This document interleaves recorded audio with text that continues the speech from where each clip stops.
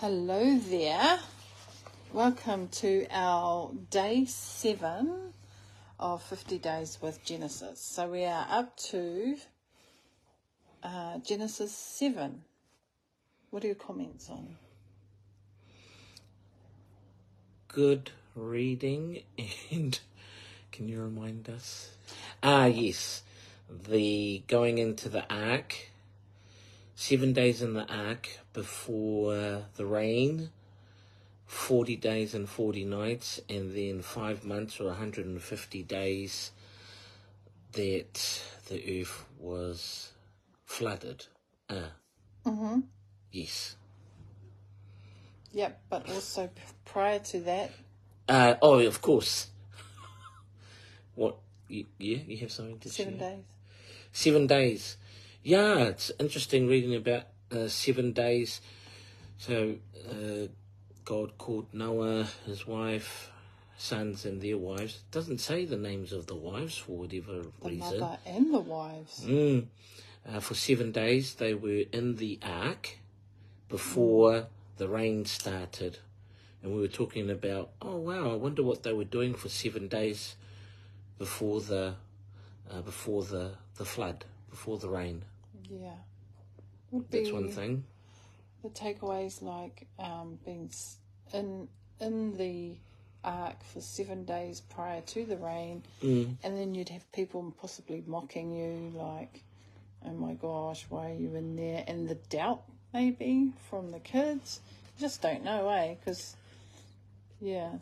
I thought they would be doing a lot of worshipping and praying.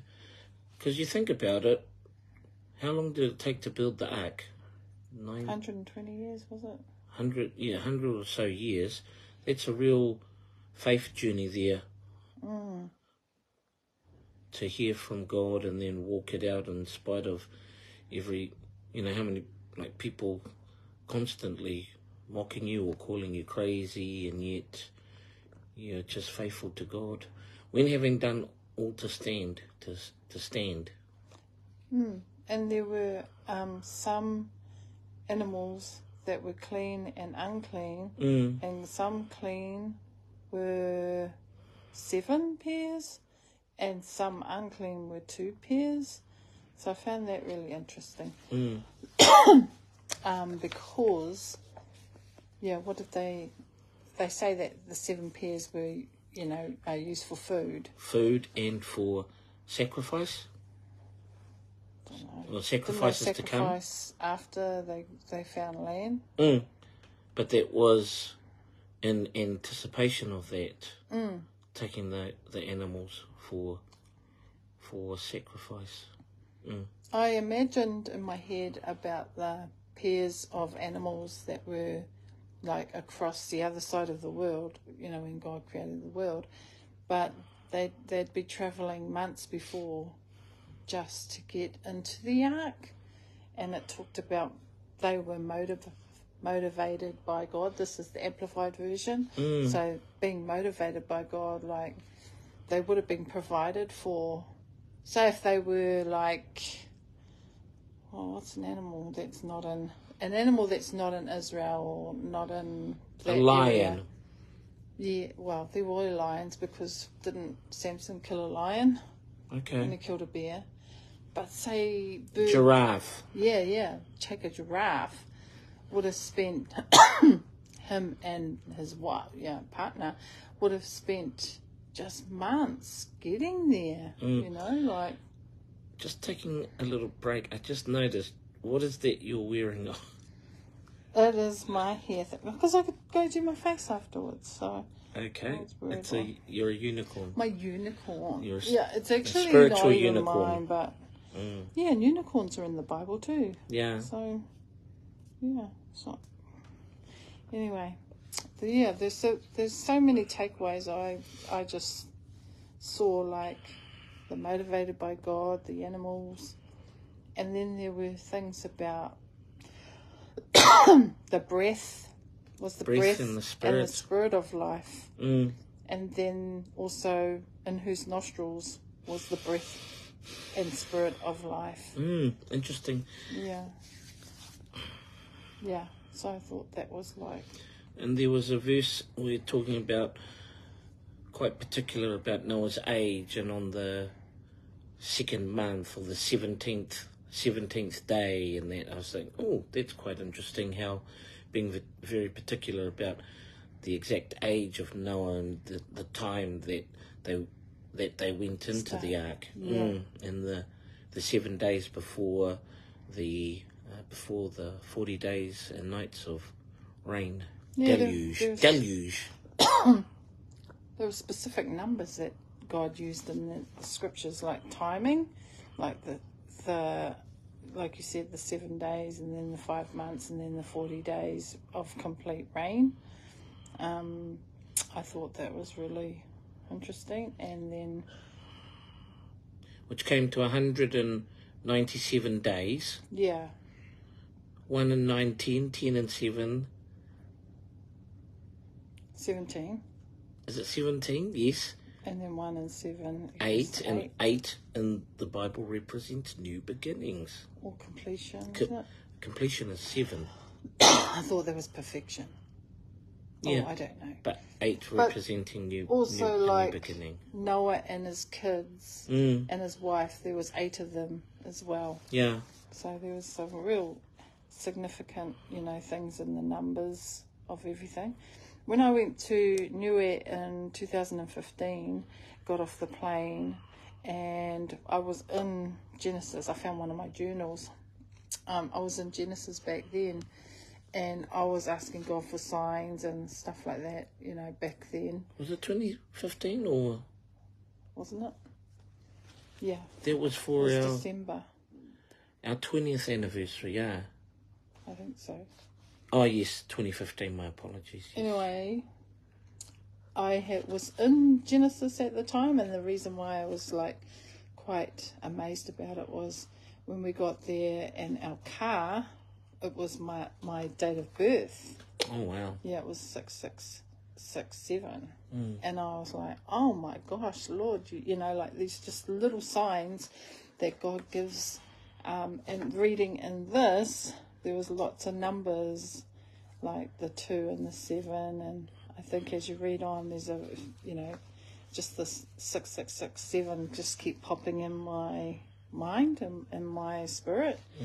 And for me, it was like confirmation of things are going to be okay. You were born for a reason. And these little signs were important at the time, because at the time I didn't know. My relationship with God was like all over the place. I had really, I guess, a time where you're like, how does this relationship with God work? Questioning your faith? Yeah, it could be. Not questioning my faith, but questioning the operation of my faith. What did that look like?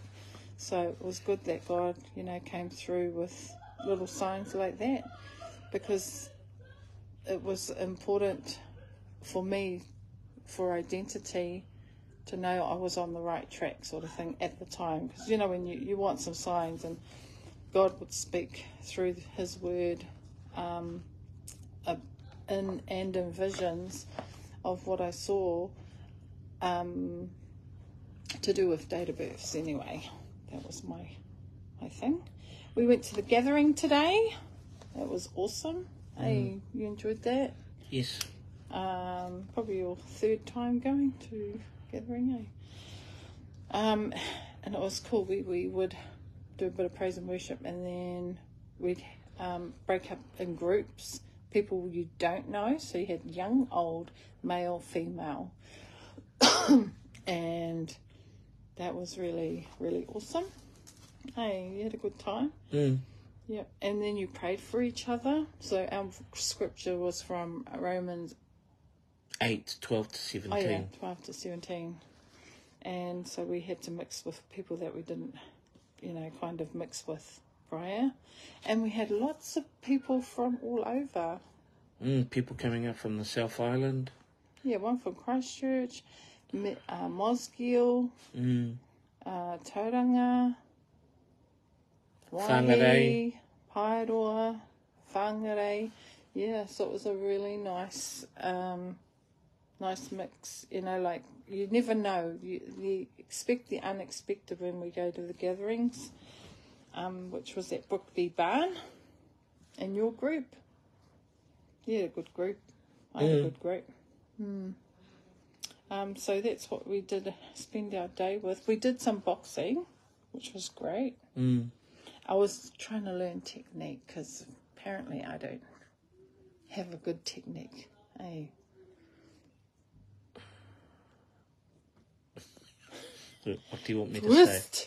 Twist your... I said turn your body. Yeah, turn your body. Well, it's twist anyways.